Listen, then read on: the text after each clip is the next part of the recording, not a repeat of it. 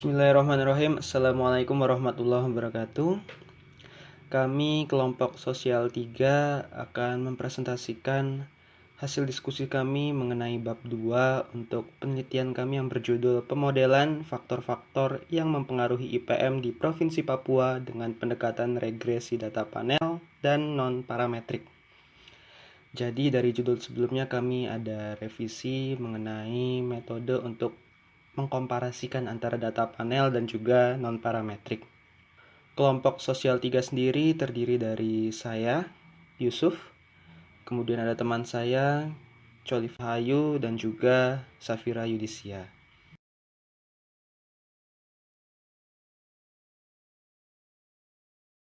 Di bab 2 ini kami akan membahas 1. Indeks pembangunan manusia, 2. Faktor-faktor yang mempengaruhi IPM, 3. Statistika deskriptif, 4. Regresi data panel, dan 5. Regresi non-parametrik. Indeks pembangunan manusia atau IPM. Indeks pembangunan manusia atau IPM merupakan indikator penting untuk mengukur keberhasilan dalam upaya membangun kualitas hidup manusia. IPM menjelaskan bagaimana penduduk dapat mengakses hasil pembangunan dalam memperoleh pendapatan, kesehatan, pendidikan, dan sebagainya. IPM dibentuk oleh 3 dimensi dasar, yaitu 1. Umur panjang dan hidup sehat atau a long and healthy life, 2. Pengetahuan atau knowledge, 3. Standar hidup layak atau decent standard of living. Penilaian IPM berdasarkan 3 tujuan akhir dari pembangunan, yaitu 1. Masa hidup yang diukur dengan angka harapan hidup, 2. Pengetahuan yang dinilai berdasarkan kemampuan baca tulis dan rata-rata tahun bersekolah, 3. Standar kehidupan yang diukur dengan pendapatan real per kapita yang disesuaikan dengan paritas daya beli. Selanjutnya, Indeks Pembangunan Manusia atau IPM di Papua. IPM dihitung berdasarkan rata-rata geometrik indeks kesehatan, indeks pengetahuan, dan indeks pengeluaran. Penghitungan ketiga indeks ini dilakukan dengan melakukan standarisasi dengan nilai minimum dan maksimum masing-masing komponen indeks. IPM merupakan indikator yang digunakan untuk melihat perkembangan pembangunan dalam jangka panjang. Untuk melihat kemajuan pembangunan manusia, terdapat 2 aspek yang perlu diperhatikan, yaitu kecepatan dan status pencapaian. Secara umum, pembangunan manusia Papua terus mengalami kemajuan selama periode 2010 hingga 2019. IPM Papua meningkat dari 54,5 pada tahun 2010 menjadi 60,84 pada tahun 2019. Pertumbuhan pada periode 2018 sampai 2019 mencapai 1,30%. Berikut adalah grafik perbandingan indeks pembangunan manusia di Papua dan nasional pada tahun 2010 hingga tahun 2019. Pencapaian pembangunan manusia diukur dengan memperhatikan 3 aspek esensial, yaitu 1. Umur panjang dan hidup sehat, 2. Pengetahuan, 3. Standar hidup layak. Oleh karena itu, peningkatan capaian IPM tidak terlepas dari peningkatan setiap komponennya. Seiring dengan meningkatnya angka IPM, indeks masing-masing komponen IPM juga menunjukkan kenaikan dari tahun ke tahun. Berikut adalah tabel indeks pembangunan manusia di Papua menurut komponen dari tahun 2010 hingga tahun 2019. Faktor-faktor yang mempengaruhi IPM di Papua. Yang pertama, angka partisipasi sekolah. Yang kedua, angka melek huruf. Yang ketiga, jumlah penduduk miskin. Yang keempat, indeks kedalaman kemiskinan. Yang kelima, indeks keparahan kemiskinan. Dan yang terakhir, tingkat pengangguran terbuka. Partisipasi sekolah. Definisi dari angka partisipasi sekolah merupakan proporsi dari penduduk kelompok usia sekolah tertentu yang sedang bersekolah terhadap penduduk kelompok usia sekolah yang bersesuaian. Kegunaannya untuk mengetahui seberapa banyak penduduk usia sekolah yang sudah memanfaatkan fasilitas pendidikan. Rumus perhitungan APS usia sekolah tertentu yaitu jumlah penduduk yang masih sekolah dibagi dengan jumlah penduduk dikali 100. Interpretasi. Semakin tinggi angka partisipasi sekolah, maka semakin banyak anak usia sekolah yang bersekolah di suatu daerah. Angka melek huruf. Salah satu indikator yang dapat dijadikan ukuran kesejahteraan sosial yang merata adalah dengan melihat tinggi rendahnya persentase penduduk yang melek huruf. Tingkat melek huruf dapat dijadikan ukuran kemajuan suatu bangsa. Angka melek huruf adalah perbandingan antara jumlah penduduk yang dapat membaca dan menulis dengan jumlah penduduk usia 15 tahun ke atas. Semakin tinggi angka melek huruf atau kecakapan baca tulis, maka semakin tinggi pula mutu dan kualitas SDM. Miskin.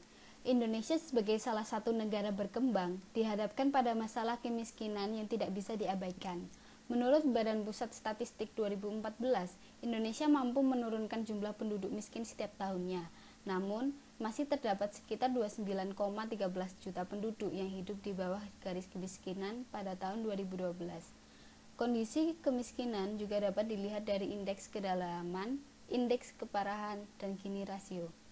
Rumus perhitungan dari penduduk miskin yaitu sebagai berikut, di mana P0 adalah indeks keparahan kemiskinan, Z garis kemiskinan, YI rata-rata pengeluaran per kapita sebulan penduduk yang berada di bawah garis kemiskinan, Q banyaknya penduduk yang berada di bawah garis kemiskinan, dan N adalah jumlah penduduk. Indeks kedalaman kemiskinan.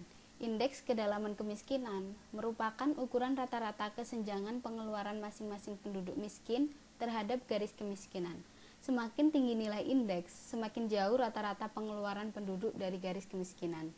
Rumus perhitungan indeks kedalaman kemiskinan adalah sebagai berikut, di mana P1 adalah indeks keparahan kemiskinan, Z garis kemiskinan, YI rata-rata pengeluaran per kapita sebulan penduduk yang berada di bawah garis kemiskinan, Q banyaknya penduduk yang berada di bawah garis kemiskinan, N jumlah penduduk. Indeks keparahan kemiskinan.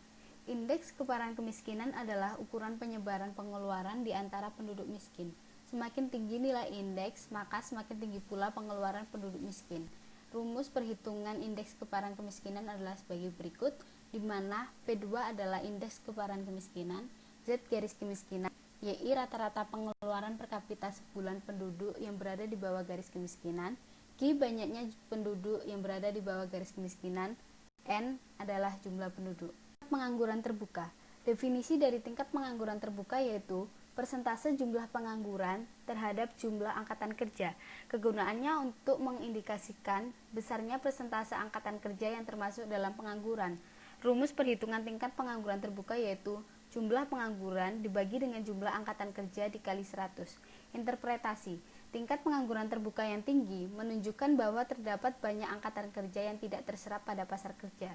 Menurut Badan Pusat Statistik, pengangguran terbuka terdiri atas penduduk yang sedang mencari pekerjaan, penduduk yang sedang mempersiapkan usaha, penduduk yang merasa tidak mungkin mendapatkan pekerjaan, penduduk yang sudah punya pekerjaan tapi belum mulai bekerja. Regresi non-parametrik. Dalam regresi non-parametrik, bentuk kurva regresi masih belum diketahui, baik itu secara keilmuan maupun secara plot, antara kedua variabel yang ingin diketahui hubungan fungsionalnya. Dan jikalau dilakukan pemelotingan atau pembuatan plot, maka akan diketahui bahwa tidak terbentuk suatu kurva tertentu. Sehingga peran regresi non-parametrik di sini adalah untuk membentuk estimasi dengan menyesuaikan wujud dari data itu sendiri, sehingga fleksibilitas yang dimiliki oleh regresi non-parametrik lebih tinggi dibandingkan regresi parametrik. Estimasi fungsi yang dilakukan berdasarkan data pengamatan dengan teknik smoothing tertentu. Ada beberapa teknik smoothing yang dapat dilakukan. Salah satunya adalah estimator polinomial lokal kernel. Model umum dari regresi non-parametrik ini dapat dituliskan sebagai berikut. YI sama dengan MXI plus epsilon I, yang mana YI merupakan variabel respon untuk pengamatan ke I. XI itu merupakan variabel prediktor yang digunakan dalam pengamatan ini untuk mengetahui bagaimana hubungan fungsionalnya dengan YI. Dan M ini merupakan fungsi regresi yang tidak diketahui dan diasumsikan smooth. Kemudian ada epsilon I, yaitu residual ke I. Pada slide sebelumnya telah dijelaskan bahwa salah satu teknik smoothing yang dapat digunakan yaitu estimator polinomial lokal. Pada dasarnya, pemodelan polinomial lokal menggunakan prinsip Dirac-Taylor yang menyatakan bahwa setiap fungsi mulus dapat secara lokal didekati dengan polinomial dari beberapa derajat. Melalui Dirac-Taylor, model regresi pada persamaan YI sama dengan fungsi regresinya tersebut plus EI, yang mana EI ini adalah error ke I ini modelnya kurang lebih sama tapi menggunakan notasi yang berbeda. Dan model tersebut dapat didekati secara lokal oleh polinomial berderajat tertentu. Untuk derajatnya sendiri, penentuannya akan kami sesuaikan dengan kondisi datanya nanti. Kemudian kita memasuki pada pembahasan mengenai model regresi data panel. Pada model regresi data panel ini terdapat beberapa model sesuai dengan kondisi dari parameternya. Yang pertama, semua koefisien baik intercept maupun slope itu konstan. Yang kedua, slope koefisien konstan tetapi intercept berbeda akibat perbedaan unit cross section. Yang ketiga, slope koefisien konstan tetapi intercept berbeda akibat perbedaan unit cross section dan berubahnya waktu. Yang keempat, intercept dan slope koefisien berbeda akibat perbedaan unit cross section. Dan yang kelima, intercept dan slope koefisien berbeda akibat perbedaan unit cross section dan berubahnya waktu. Jadi mengkombinasikan antara tetap atau konstan ya, konstan tidaknya dari koefisien-koefisien tersebut. Dari kelima model tersebut, kita akan mengerucutkan pada 3 pembahasan model, yaitu common effect model, fixed effect model, dan juga random effect model, atau secara singkatannya dapat kita sebut sebagai CEM, FEM, dan REM. Common effect model atau CEM. Menurut Baltagi pada tahun 2005, model tanpa pengaruh individu atau common effect adalah pendugaan yang menggabungkan atau pooled seluruh data time series dan cross section dan menggunakan pendekatan OLS, ordinary least square, untuk menduga parameternya. Jadi kita hanya menggabungkan data dari segi time series dan juga cross sectionnya itu sendiri, lalu diduga menggunakan OLS. Nah, metode OLS merupakan salah satu metode populer yang digunakan untuk menduga nilai parameter dalam persamaan regresi linear. Secara umum, persamaan modelnya dapat dituliskan sebagai berikut, yaitu YIT sama dengan alpha plus beta XKIT plus epsilon IT. Dan di sini nilai parameter antara alpha dan beta itu konstan, seperti pada model pertama di 2 slide sebelumnya. Kemudian ada fixed effect model atau FEM. Menurut Gujarati pada tahun 2004 mengatakan bahwa pada fixed effect model diasumsikan bahwa koefisien slope bernilai konstan, tetapi intercept bersifat tidak konstan.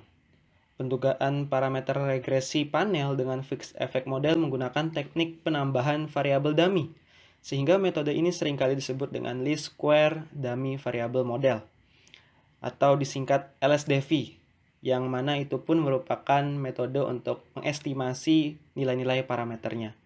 Nah, persamaannya dapat dilihat sebagai berikut, yang mana di situ dapat kita ketahui bahwa nilai intercept itu tidak konstan, diakibatkan oleh adanya variabel dummy tersebut. Kemudian yang terakhir ada random effect model atau REM. Menurut Widarjono tahun 2009, model random effect digunakan untuk mengatasi kelemahan model fixed effect yang menggunakan variabel dummy. Dan penggunaan variabel dummy ini akan berdampak pada nilai derajat bebas. Dan hal tersebut menjadi faktor utama yang digarisbawahi sebagai kelemahan dari fixed effect. Mengingat ada 2 komponen yang mempunyai kontribusi pada pembentukan error, yaitu individu dan waktu, maka random error pada REM juga perlu diurai menjadi error untuk komponen waktu dan error gabungan. Atau dengan kata lain, pada model tersebut yang kita tuliskan ada epsilon itu diuraikan untuk melihat pada segi waktu dan juga individu atau unit dari observasinya itu sendiri. Dan persamaannya ini dapat dilihat sebagai berikut. YN sama dengan alpha plus beta XIT plus epsilon IT, yang mana epsilon IT ini merupakan error yang berbeda pada penggunaan model-model yang sebelumnya. Dan di sini ada beberapa asumsi yang terdapat pada masing-masing errornya tersebut. Untuk UI, VT, dan juga WIT.